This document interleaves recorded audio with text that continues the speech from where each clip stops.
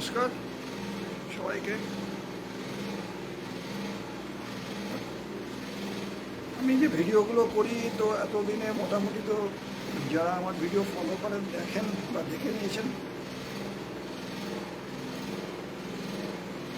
আমি by profession একজন homeopathy doctor. 28 বছর প্র্যাকটিস করি। অ্যাজ এ সেম ওয়ে আমি অ্যাস্ট্রোলজার, সেটাও প্রায় আমি 17-18 বছর প্র্যাকটিস করি। আমি এখানে আমাকে কেউ পিছন থেকে বা কোনোভাবে ডিস্টার্ব করছি বা ডিস্টার্ব করছি,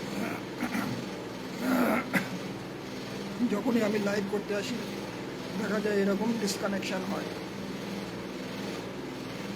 তো আমি যেটা বলতে চাইছি, আমি তো একটা প্রতিবেদন এখান থেকে করি, যেটা হচ্ছে মেডিকেল কেস হিস্ট্রিগুলো নিয়ে আমি আলোচনা করি, অতীতে যে ট্রিটমেন্টগুলো আমি করেছি সেই ধরনের একটা চ্যানেলকে প্রমোট করবার জন্য, যেখানে শুধু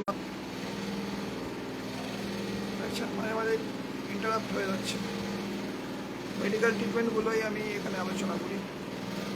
আজকেও একটা কেস হিস্ট্রি নিয়ে আলোচনা করবো, তবে সেটা আমার ট্রিটমেন্ট নয়, এর আগেও একদিন বলেছিলাম, যেটা হচ্ছে শ্রী নীলমণি ঘটকের বই থেকে তারই করা ট্রিটমেন্ট। খুব ডিস্টার্বিং হচ্ছে, কেটে কেটে যাচ্ছে, কিন্তু তার আগে আমি একটা প্রতিবেদন করতে চাই। প্রতিবেদনটা হচ্ছে যে আমরা যারা মেডিকেল লাইনে রয়েছি, একটা নোবেল প্রফেশন, তো আমাদের activity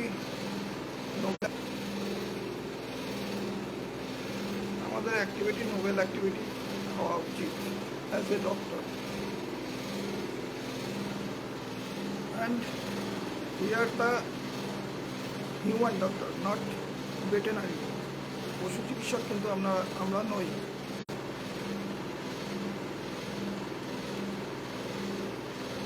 And we are the animal of society, not jungle. We are the animal of society. আমরা সমাজবদ্ধ জীব, জঙ্গলের জীব নই কিন্তু।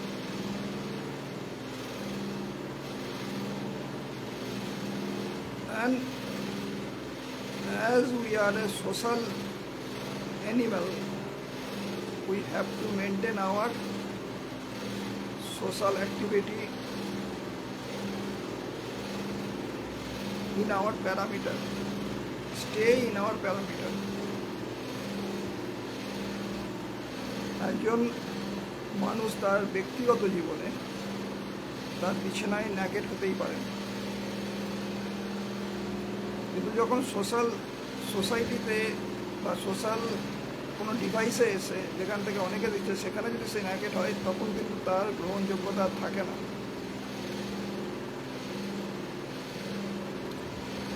তো আমি যখন সোশ্যাল মিডিয়াতে আসছি, তখন আমার বাচনভঙ্গি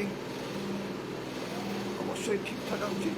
আমি আমার বাড়িতে, আমার প্রাইভেট লাইফে কী ওয়ার্ড ইউজ করছি, it is not noticeable, but when I use in social media, it is think about themselves, what you use for others.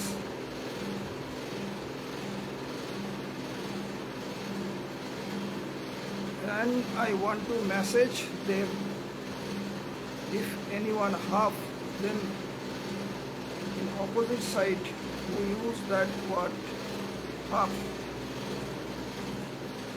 then I ask, is he full?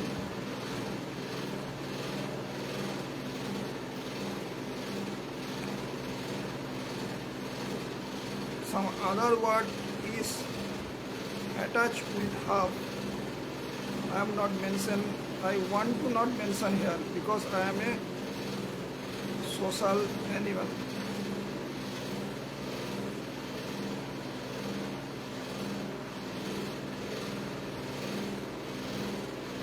I am aware about myself. আমি নিজের সম্বন্ধে খুব সচেতন এবং সেই জন্যই আমি এবং যারা হু আর অ্যাওয়ার অ্যাবাউট দেমসেলফ, যারা নিজের সম্বন্ধে খুব সচেতন তাদের ডিগনিটি সম্বন্ধে, তারা নিশ্চয়ই সোশ্যাল মিডিয়াতে যে কোনো ওয়ার্ড হট করে ইউজ করে না এবং war belong in his profession in noble activity. বিশেষ করে যারা নোবেল অ্যাক্টিভিটির প্রফেশনে আছেন তাদের তো করা উচিতই নয়। It is the question of their behaviour.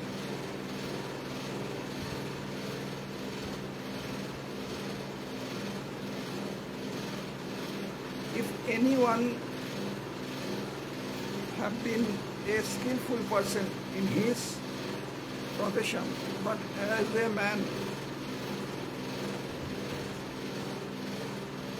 he is good socialist or not, it is the question about them. Otherwise, after past heavyweight academical certificate holder being a cockroach, আমরা দেখেছি অনেক বড় বড় শিক্ষিত মানুষরা ককরোচ যেরকম করেছে দিল্লিতে, স্ল্যাং ইউজ করা, অন্যকে আক্রমণ করা স্ল্যাংয়ের মাধ্যমে।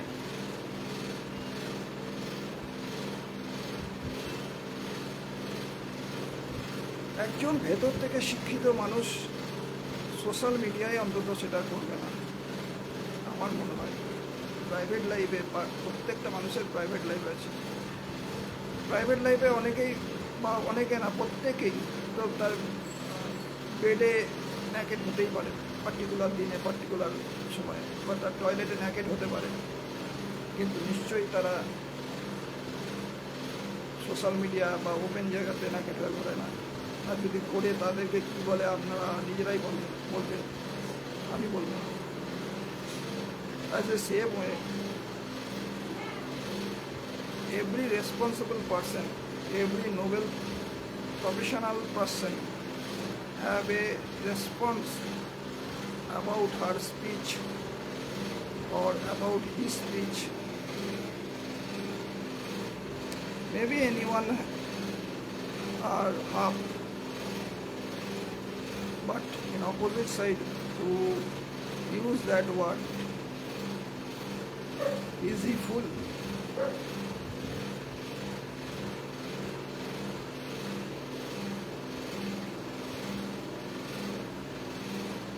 Rest what I will not use here. আপনার সাথে যে শব্দ উচ্চারণ হয়েছে আমি সেটাকে উচ্চারণ এখানে করতে চাই না।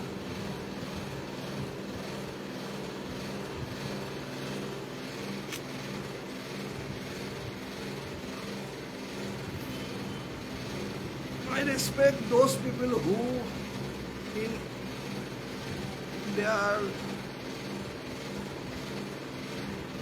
professional life doing very good ethics. I respect them.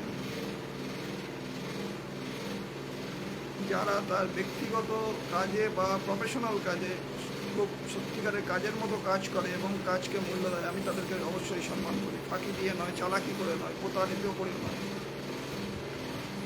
অর্থাৎ যে ধরনের এথিক্স আছে সেই এথিক্স মেনটেন করে যারা, তাদেরকে আমি সম্মান করি। কিন্তু as a same way we are the social animal, আমরা সমাজ বদলে। আমি বারবার বলছি, ব্যক্তিগত জীবনে নিজের ঘরের মধ্যে চার দেওয়ালের মধ্যে আপনি কী করছেন, that is not look out to any other. But if any one use wrong word, use wrong activity to support their activity or profession, is very noticeable for other people.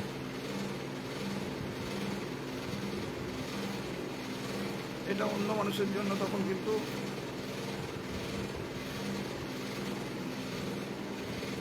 দেখবার বিষয় হয়ে যায়। একটা পদে যে বসে আছে সেই পদে যখন সে ওপেনলি কোনো রং ওয়ার্ড ইউজ করছেন ও স্ল্যাং ইউজ করছেন একটা রেসপন্সিবল প্রফেশন বা রেসপন্সিবল পদে থেকে, তখন কিন্তু মুশকিল হয়ে যায়। আশা করি আমি কি বলতে চাইছি দেখতে পারবেন আমাদের সম্মানীয় মাননীয়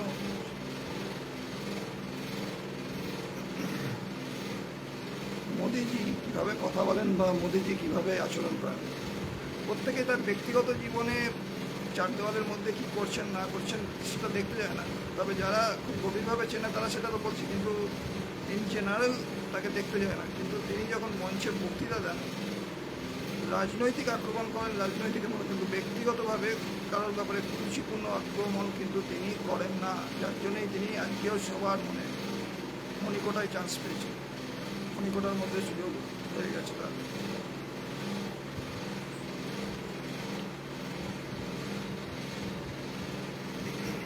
এটা একটা কথা।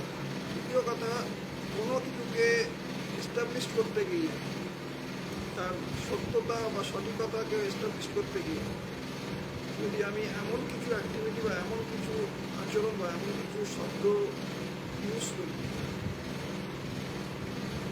যেটা আমার ডিগনিটি, আমার রয়্যালিটি এবং আমার কাউন্টেবিলিটি নিয়ে কোশ্চেন এসে যাবে। Maybe anyone very skillful for any job,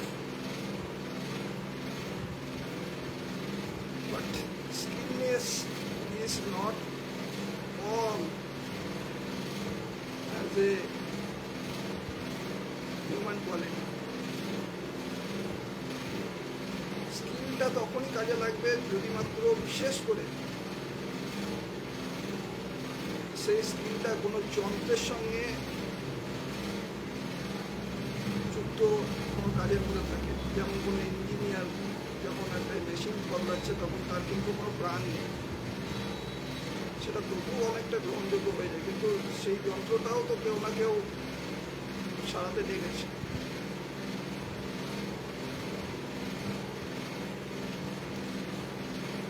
কিন্তু কোনো মাস্টার, কোনো ডাক্তার যারা 1:1 হেড টু হেড যে নিচ্ছে ইউম্যান কোয়ালিটি ডিপেন্ড করে, সেখানে অনেক বেশি এটা ম্যাটার করে আমার মনে হয়।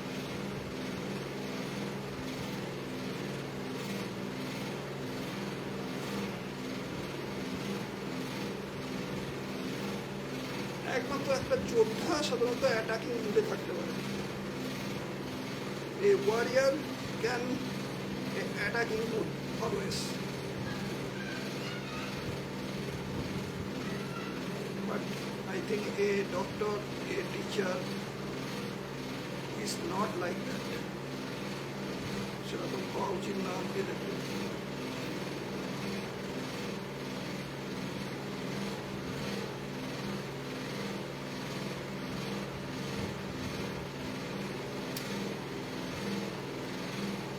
প্রায় 28 বছর প্র্যাকটিস করছি, আর প্রায় 1.5 বছর 1.5 বছর ধরে আমি সোশ্যাল মিডিয়ায় আসছি।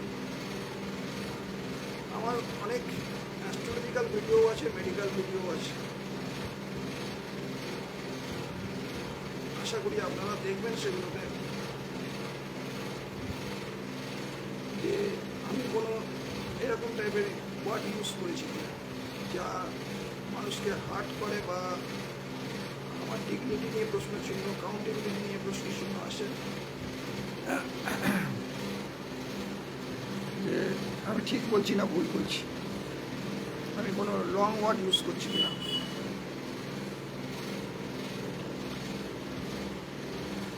তো যাই হোক, আমি এটা একটা বললাম কারণ এখন সারভাইভ করতে গেলে এভরি ওয়ান অ্যাটাক আদার্স করে, এরকম একটা অবস্থা তৈরি হয়ে এসছে।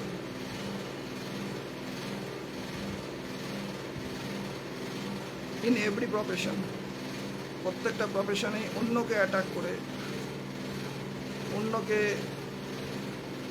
আক্রমণ করে সেই জায়গা থেকে হয়।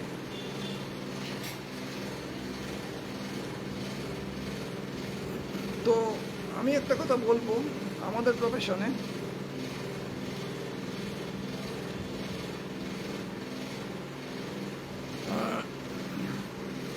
যদি কেউ রং অ্যাক্টিভিটি নিয়ে, মানে আমাদের যে ল আছে মেডিসিন অ্যাপ্লাই করার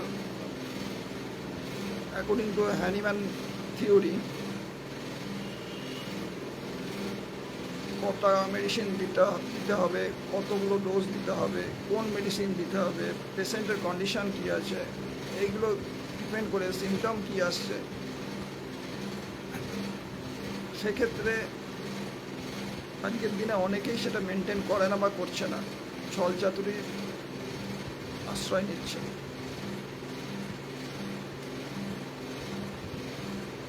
ছলচাতুরির আশ্রয় নিয়ে নানান রকমভাবে 8টা 10টা 20টা দিচ্ছে,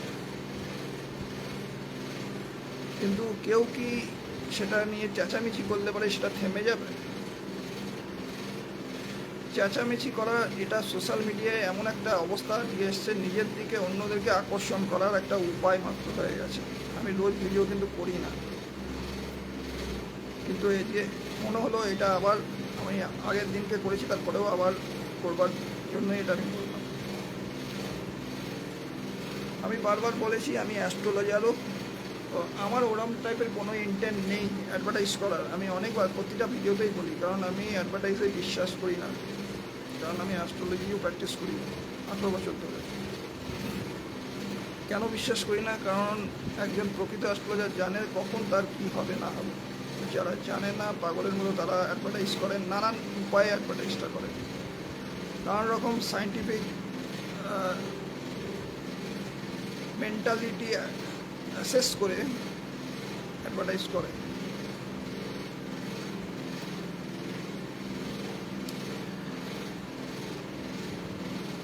তো সেই অ্যাডভার্টাইজের জায়গা থেকে অনেকেই, অনেক মেডিকেল ডাক্তাররা বা অনেক মেডিকেল প্রফেশনের লোকেরা অনেক চালাকি চতুরতা করে এই ব্যাপারগুলো দেয়। আমার কিছু কিছু ভিডিও বা ডকুমেন্ট আমার সোশ্যাল মিডিয়ায় দেওয়া আছে for my support, how to treat the patient or what is did with patient about my treatment.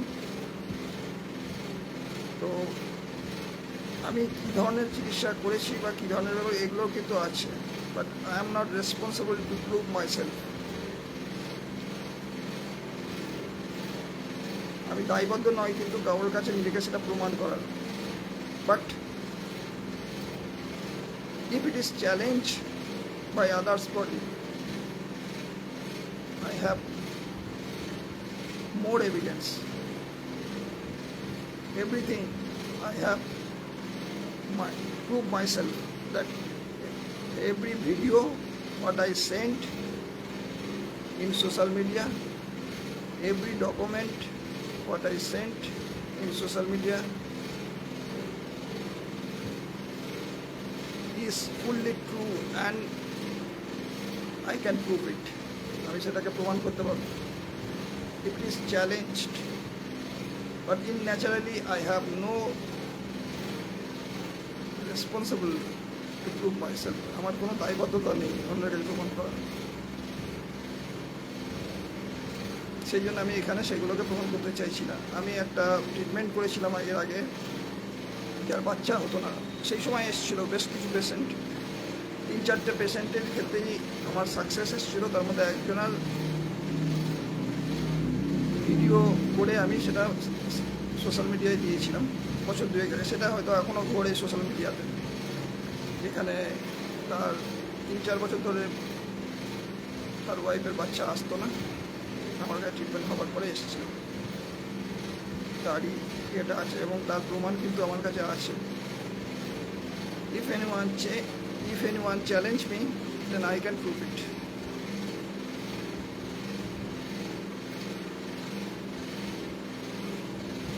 আমি কোনো ফেক জিনিস নিয়ে বিশ্বাসই করি না।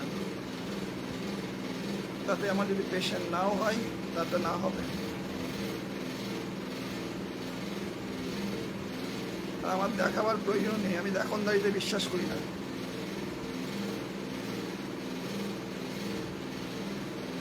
আমি কাকে সারালাম, কাকে কতটা সারালাম, এগুলো আমি দেখনদারিতে বিশ্বাস করি না। কিন্তু কিছু কিছু ক্ষেত্রে এখন আমাকে সেইগুলো করতে হচ্ছে।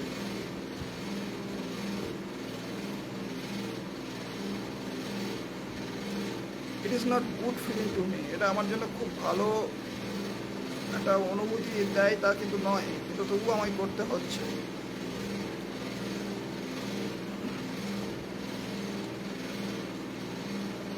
ন্যাচারালি আমি 10 দিন, 5 দিন, 15 দিন, 20 দিন বাদে ভিডিও করি। মন যেদিনকে ভালো থাকে বা কোনো জবাব দেওয়ার প্রয়োজন হয় তখন আমি ভিডিও করি, আদারওয়াইজ আমি করি না।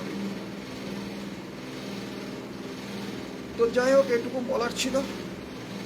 I am not saying that no one are half. If anyone half, then who told like this, I ask,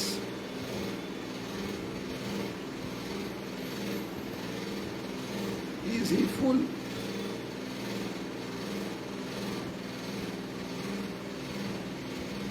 ওকে, আমি আজকে একটা কেস হিস্ট্রি নিয়ে আলোচনা করবো। এটা নীলমণি ঘটকের বই থেকে লেখা। বইটি প্রায় 150 বছর আগেকার এবং এটা রয়েছেও তাই 1914 সালের 12ই জানুয়ারি। বাংলা সাল কিন্তু, ইংরেজি নয়, বাংলা সালের 1914 সালের 12ই জানুয়ারি। একটা মৃগী কেস নিয়ে এসেছিল ওনার কাছে, নীলমণি ঘটকের কাছে। তাহলে এখানে লিখেছেন, মজুমদার জাতি কায়স্থ গৌরাঙ্গী, মানে ফর্সা বয়স, অর্থাৎ সন্তান সন্ততি নেই, হৃষ্টপুষ্ট বলিষ্ঠ ছিল বলিয়া তাহার দেহে কোনো পীড়া আছে এ কথা কেউ বিশ্বাস করতো না। এগুলো লিখেছে আর কি। যাই হোক, অনেকটা গল্প লেখা রয়েছে। 16 বছর বয়স পূর্বেই তার ঋতু বন্ধ হয়ে যায়। তার আগের লাইনটা না বললে মনে হয় ঠিক হচ্ছে না। তার স্বামী কলিকাতার একটি বিখ্যাত চটের কলে কাজ করিত। তিনি রোগিণী কলিকাতা লইয়া বিখ্যাত অ্যালোপ্যাথিক ডাক্তার চিকিৎসা করিয়াছিলেন এবং অশোকারিষ্ট, অশোকামৃত, কবিরাজি আরও অনেক প্রকার ওষুধ ও ঘৃত ব্যবহার করেছিল। হয়তো তার এই পিরিয়ডিক্যাল একটা প্রবলেম ছিল বলে। 16 বছর বয়সের পূর্বেই তার ঠিক প্রারম্ভে তার ঋতু বন্ধ হয়ে যায়, মানে যে মেয়েদের যে মেন্স হয় সেটা বন্ধ হয়ে গেছিলো এবং তিনি তার বাড়ির সকলের মনে করেন যে তার রোগিণী গর্ভ হয়েছে, বোধহয় প্রেগনেন্ট হয়েছে, এরকম একটা ফিল করেছিল। গর্ভ লক্ষণ সকলের প্রকাশ পাইতেই থাকে, এমনকি 9ম মাসের স্তনের দুর্গ পর্যন্ত এসেছিল। সন্তান ফলত পূর্ণগর্ভা হইয়া প্রসব না হওয়া পর্যন্ত তাহাদের মনে সন্দেহ জাগে যে সে বোধহয় গুল্মপীড়া হয়েছে। এদিকে মধ্যে মধ্যে রোগিণীর মূর্ছা লক্ষণ, অর্থাৎ অজ্ঞান হয়ে যেত। এই সকল দেখিতে লাগলো। বসিয়া থাকিতে থাকিতে হস্ত পদ কম্পন ও পক্ষীরেখাগুলি উত্তর দিকে কষ্ট কঠোরস্থ হইয়া দুইয়া খিঁচুনি এবং মূর্ছা দেখা দিত, অর্থাৎ হাত পাগুলো কাঁপতো এবং তার সঙ্গে সঙ্গে চোখ উল্টে দিকে উল্টে যেত, এরকম টাইপের বলেছে। তো এইরকম একটা অবস্থা নিয়ে যখন ইনার কাছে এসেছিল ডাক্তার নীলমণি ঘটকের কাছে, তো এখানে সেইটা ডাক্তার যে লক্ষণগুলো নোট করেছে সেটা আমি আগে বলে দিই, কারণ আমাদের তো সিমটোমেটিক্যালি ট্রিটমেন্ট, সিমটমগুলো হচ্ছে খুব প্রয়োজন হয়ে পড়ে। রোগিণী স্নানের প্রবৃত্তি অধিক ছিল, স্নান করতে কিন্তু খুব চাইত এবং মূর্ছা পীড়ার সময় হইতে নিত্য 2-3 বার করিয়া বরাবর স্নান করতো। যখন অর্থাৎ ওই মৃগী রোগটা এসেছিল, অজ্ঞান হয়ে যাবার মতন অবস্থা হতো, তখন দিনে 2-3 বার করে স্নান করতো। খোলা বাতাসে থাকার অতি স্পৃহা ছিল। তাছাড়া সাধারণত ঠান্ডা লাগানো তার প্রকৃতিগত প্রকৃতি। কেবল যখন তলপেটে অতিশয় যাতনা হইয়া থাকে তখন গরম জলে শেষাদি উপশম হইতো, এখনও হইয়া থাকে। আজকাল প্রায় উন্মাদিনীর নাই, অত পাগলের মতো হয়ে গেছে। যা তা বকেন, সময়ে সময়ে বিনা কারণে কাঁদেন। তাহলে এখানে কি কি বলা হলো, স্নান করতে চাইতো, খোলা বাতাসে ঘুরতে চাইতো, এটা হচ্ছে সিমটমের মধ্যে পড়ে। আর কান্নাকাটিটা খুব করতো, মানে কথায় কথায় কেঁদে ফেলতো, এটাও কিন্তু একটা প্রবল লক্ষণ একটা মেডিসিনের। তো এই যে কান্নাকাটির ব্যাপার, স্নান করতে যাওয়া, খোলা বাতাসে হতে যাওয়া, এই ভিত্তিতে আরও কিছু এখানে লেখা রয়েছে। মুখের স্বাদ লিপ্ত থাকতো, বিষণ্ণ থাকতো, উদাস ভাব থাকতো, দক্ষিণ পাশে শয়নের প্রবৃত্তি, ডান দিকে ঘুরে শুতো, মাথার চুলগুলো প্রায় সকল উঠিয়া গিয়েছে, এরকম অবস্থায় এসছে আর কি, মাথার চুল যেমন উঠে গেছে। তো ডাক্তার নীলমণি ঘটক সেই সময় তাকে পালস 1M দিয়েছিল, নিত্য 1 মাত্রা করে 7 দিন দিয়া বন্ধ করিয়া প্লাসিবো দিয়েছিল যথেষ্ট পরিমাণে। তারপরে কোষ্ঠবদ্ধ হয়েছিল, অর্থাৎ কনস্টিটিউশন ছিল, কোনো উপকার না পায় স্যাকলাক দিয়েছিল, মানে ওটাও ওরকম ব্যাপার আর কি, আমাদের কোনো মেডিসিনের মধ্যে পড়ে না। রোগিনী বিশেষ কোনো পরিবর্তন হয় না, পালস 10M 1 মাত্রা দেওয়া হয়েছিল 1 মাসের মধ্যে। শরীরের জ্বালা ভাবটি অনেক কমেছে, শরীরে যে জ্বালা ছিল সেটা কমেছে এবার 10M দেওয়ার পর। অর্থাৎ এর মধ্যে কিন্তু 2-3টে ডেট বেরিয়ে গেছে, 14 জানুয়ারি, তারপরে হচ্ছে 12/2/2014, তারপরে 14/3/2014, তারপরে 5/4/2014, এরকমভাবে ডেট বেরিয়ে গেছে। শরীরে জ্বালাভাবটি অনেক কম হয়েছে, মনের কিছু পরিবর্তন হয়েছে, কোষ্ঠবদ্ধতা অর্থাৎ কনস্টিটিউশনটা কমেছে। আবার স্যাকলাক, মানে আবার ওই রকম টাইপের মেডিসিন, যেটাকে আমাদের ফাঁকা মেডিসিন বলা হয়। আচ্ছা, এইটা দেওয়ার পরেই তার ঋতুস্রাব হতে থাকে, অর্থাৎ রোগীর প্রচুর পরিমাণে ঋতুস্রাব হতে থাকে। 2/24 তারিখে ঋতুস্রাব হতে থাকে, মানে যেটা এতদিন ধরে বন্ধ হয়েছিল, বাড়ির লোক ভেবেছিল বাচ্চা, মানে মহিলাদের প্রেগনেন্ট হলে পরে তার ঋতুস্রাবটা বন্ধ হয়ে যায়, যেটা প্রতি মাসে হয়, বন্ধ হয়ে যায় বাচ্চার পেটে আসলে পারে বা কনসেপ্ট হওয়ার পরে। তা সেটা বন্ধ হয়ে গেছিলো এতদিন, প্রায় 1 বছর ট্রিটমেন্ট হওয়ার পরে এই যে হোমিওপ্যাথি লাস্ট যে 2/14 প্রচুর পরিমাণে স্যাকলাক দিয়েছিল, অর্থাৎ পালস 10M দেওয়ার পরে তার প্রচুর পরিমাণে ঋতুস্রাব হলো, জ্বালা প্রায় নাই, অর্থাৎ শরীরে যে জ্বালা হলো নেই, মানসিক উন্নতিও হয়েছে, মানসিক ক্ষেত্রে যে পাগল পাগল ভাব ছিল, একটা উন্মাদ হয়ে ঘুরে বেড়াতো, সেটাও গেছে। মূর্ছা 4-5 বার করিয়া প্রতি মাসে এখন হইতেছে, আগে প্রায় প্রতিদিন হতো, এখন মাসে 4-5 বার হচ্ছে মূর্ছা, যে অজ্ঞান হয়ে যাওয়া, দাঁত মুখ লেগে যাওয়ার ব্যাপারটা। স্যাকলাক দিল 15 দিনের জন্য। আবার 21/14 রোগিণীর আর বিশেষ উন্নতি বোধ করে দিচ্ছে না, মূর্ছা 2-3 বার অন্তর একটু চিন্তার কারণ আসলে, মূর্ছা 2-3 দিন অন্তর হওয়ায় একটু চিন্তার কারণ, মানে এটা আবার মাসে 4-5 দিন যেটা হচ্ছিল, যেটা প্রতিদিন হতো প্রথমে, তারপর 4-5 দিন মাসের মধ্যে হতো, সেটা বেড়ে গিয়ে এখন হলো কি 2-3 দিন অন্তরই হতে পারে। ডাক্তার নীলমণি ঘটক সালফার 1M 1 মাত্রা দিলেন এবং প্লাসিবো আবার দিলেন। 18/6/14 রোগিণী তৎপদ পালস 10M এর আর 1 মাত্রা দেওয়া হয়। এবার সালফার দেওয়ার পরে আবার যখন 18/6/14 সালে এলো, তখন পালস 10M দেওয়া হয়েছিল। তাতে 1 মাস 10 দিন অপেক্ষা করিয়াও কোনো ফল পাওয়া গেল না। ডাক্তার বলছে 10M দেওয়ার পরেও কিন্তু সেরকমভাবে যেটা ফল আশা করছিল সেটা কিন্তু পাওয়া যায়নি। 29/6/14 ক্যালিসাল 1M 1 মাত্রা দেওয়া হয়। এর 8-10 দিন পর হইতেই পূর্ণ উন্নতির সূত্রটি যেন ধরা গেল। রোগিণীর মধ্যে তলপেটে বেদনা ব্যতীত আর অন্য কোনো রোগ লক্ষণ দৃষ্ট হয় নাই। 2 মাসের অধিক অপেক্ষা করিয়াও রোগিণী 4-10/14 ক্যালিসাল আরও 1 মাত্রা দেওয়া হয়েছিল। আর ওষুধ দেওয়ার সুযোগ হয় নাই, কেননা রোগিণী ভালো ছিলেন। ডাক্তার নিজে এখানে বলছেন। আমি এবারে এটা ঘুরিয়ে দেখিয়ে দেবো, যেটা পড়লাম। আমরা রোগী ভালোই ছিলেন, আমি যেগুলো বললাম সেগুলো আপনাদের একটু দেখিয়ে দিচ্ছি।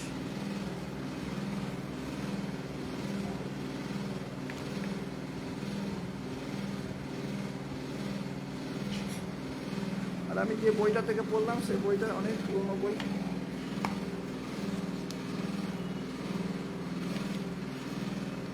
দেখেন, দাম মাত্র 14 টাকা সেই সময় ছিল। এখানে কেস হিস্ট্রি কিছু